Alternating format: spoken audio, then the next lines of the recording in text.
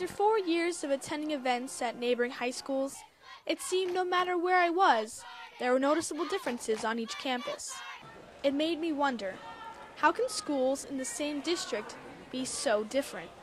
The answer to my question took a little research and a lot of gas. I visited 4 Broward County high schools from 4 different boundary zones to document just how different our schools are. They were Stoneman Douglas in the northwest, Blanche Ely in the northeast, Everglades in the southwest, and my high school, Hollywood Hills, in the southeast. In order to make it fair, I decided to compare 3 particular facilities in each school. First stop, the cafeteria. At Hollywood Hills and Stoneman Douglas, long lines and a bland environment is where thousands of students eat every day. On the other hand, Blanche Ely and Everglades both have short, quick lines and an attractive eating space. Next stop, the computer lab. At Hollywood Hills, they don't have one, but you can go to the media center before and after school if you need to use a computer. At Stoneman Douglas and Blanche Ely, there are computer labs, but to use them, you must take a computer class. Finally, at Everglades, there are 2 Apple computer centers, and students can use them whenever they want.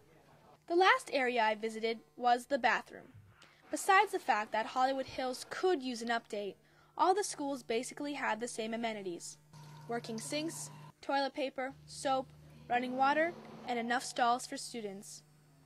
My little experiment was definitely eye-opening, and it made me wonder again, just how does a school get funded in the first place? I did a little research online and found out that, in general, school funds are raised by required local property taxes. Our funding comes from taxes, required local effort based upon property values of homeowners and businesses. We are required to levy taxes in Broward County to receive money from the state to provide education. Depending on the student population at a high school and how many students and what their needs are, that determines the amount of funding that school gets. And then, of course, there's other add-ons. They have a lot of advanced placement courses. There's additional dollars that come from advanced placement. If they are a magnet program and they are attracting students from outside the boundaries, they would receive more dollars for that program.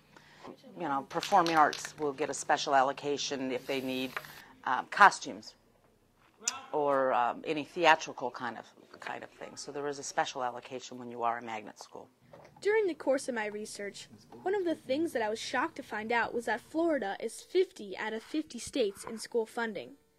That means that Florida spends the least per student per year for education compared to 49 other states. Legislatures can say education is #1 priority, but when you look at the funding, that's not where they're putting the money.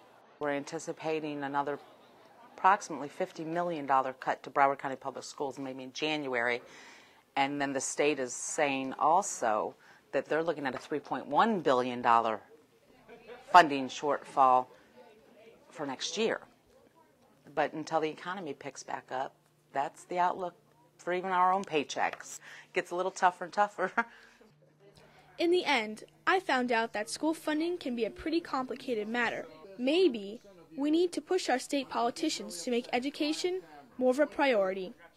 Kayla O'Brien, Broward Teen News. Wants to get rid of Bankwell. Corey.